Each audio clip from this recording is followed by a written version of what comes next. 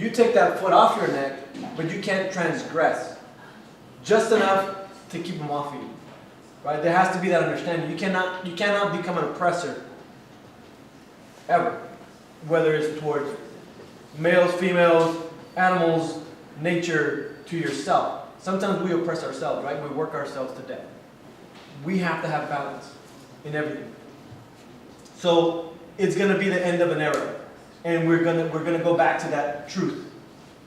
What that's going to look like, from my perspective as a Muslim, it is like, I'm hoping it's going to be like, Spain in the year 800, 900 to the 1200s, right?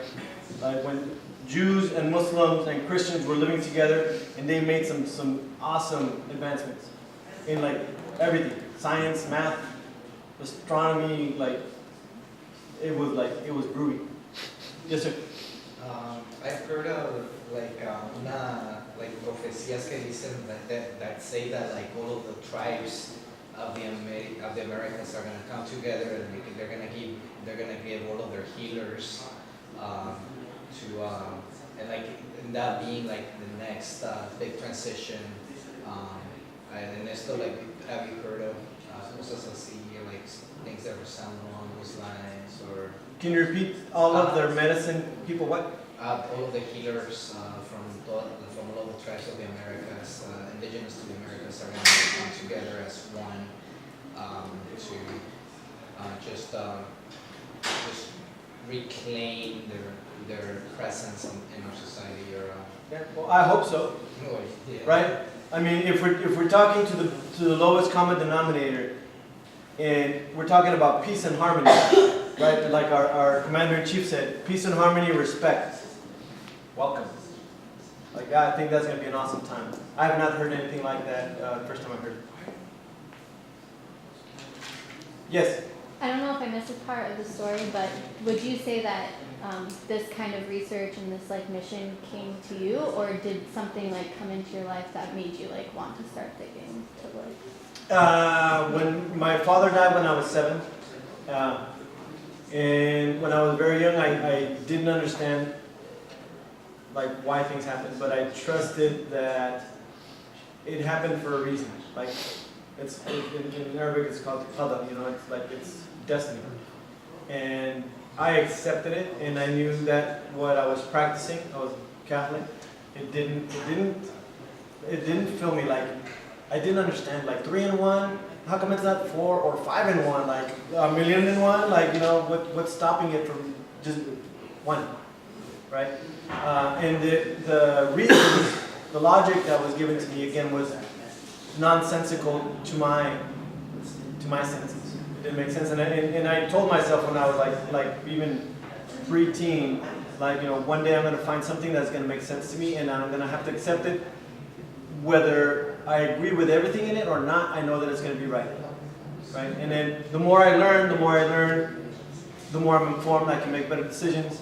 When I first became Muslim, I was like, it's cool and all, but I can't not believe in Jesus. Because I didn't know the Muslims believed in Jesus. I read the 5 pillars, and I didn't understand that Muhammad was the last prophet. That meant, oh yeah, that includes Jesus. Peace be upon him, right? When I heard that, it lifted like the weight of the world off my shoulders, and I was like, whoa, like it made me dizzy. And then in the Bible it says that Jesus went to the desert and he prayed. And how did he pray? He fell to his face. And you go to the church and you don't see none of that. You go to the mosque and people are like, their face is on the dirt, like not in the dirt of the mosque, but like, their face is on the ground like Jesus. I was like, okay, I'm not Muslim, but I'm going to pray like Jesus. Right? I'm not Muslim, but I put my face on the dirt and say there's only one God. Right? So I started praying before I became Muslim because I love Jesus. He came, right? That doesn't diminish me in any one bit, but it increases me because it's a reality. So I think that probably is what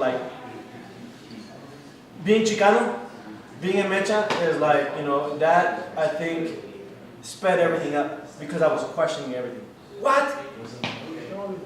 No. You stand up against oppression And when I started learning about Islam, I was like, whoa. Like now I have like a divine reason to stand up against oppression, not just because I don't like it. Like God says you shall not oppress others, and there's oppression here. I gotta fight against it.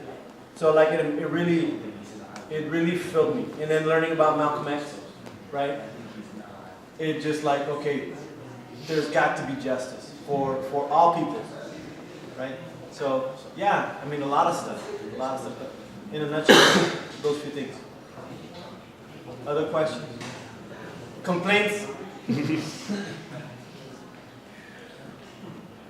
Again, forgive me when I offended you, and if I made light of the situation, it's not because I don't take it seriously, because again, if we don't laugh, I surely believe that we will cry. Any other information, you guys can turn to the MSA brothers and sisters. If you MSA brothers and sisters want to learn about the Aztec Sunstone, you guys can. What you good? Aztec Sunstone? Pregunta. Sí. You know how you talked about Malcolm X ahorita, like, and you know how like he made a specific, he made a specific branch of a religion almost that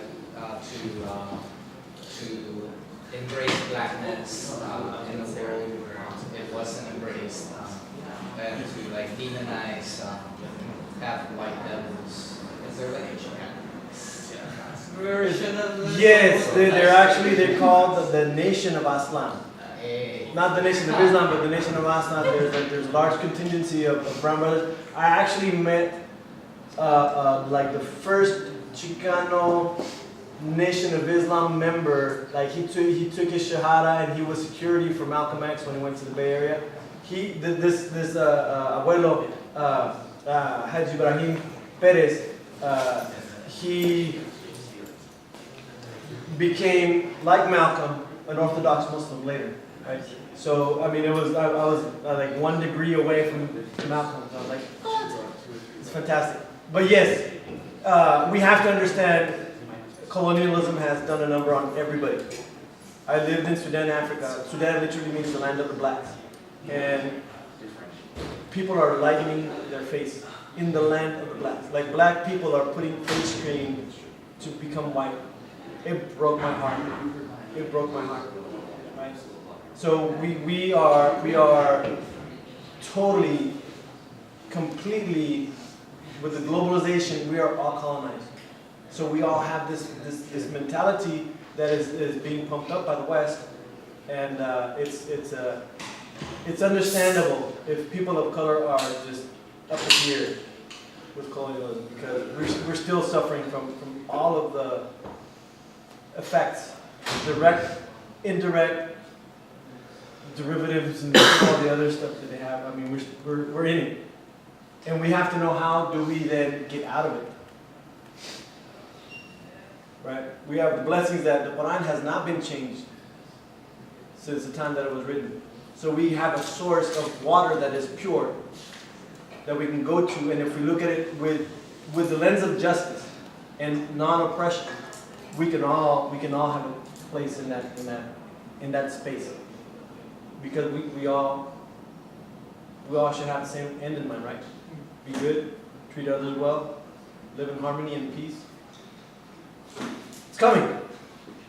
Don't blink, right? Don't fall asleep, because right now it's Fajr time. The darkness is going away, and like right now the sun is going down in the morning. If you guys wake up, 5 o'clock, it's early, but it looks something like this. It's Fajr time, like it's the time for prayer.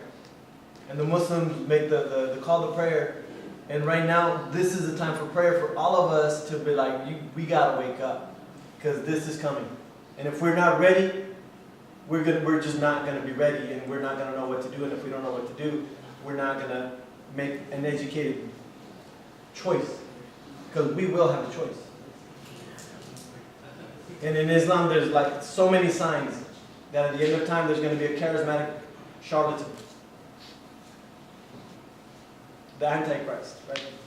And he's going to have a river of water and a river of fire. And people that choose to go to the river of water will actually burn, because like that's the easy way, like easy life. Like, you know, we just consumer society, like careless. And then the fire is like struggling.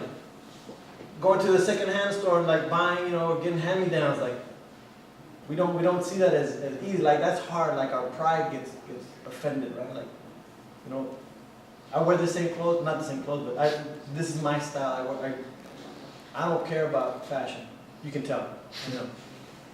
But I don't care. It's not about image. It's about what's in here and what you do with what you got. So it's like the signs are all present, with maybe a few exceptions. But it's like the end started when Prophet Muhammad ﷺ died.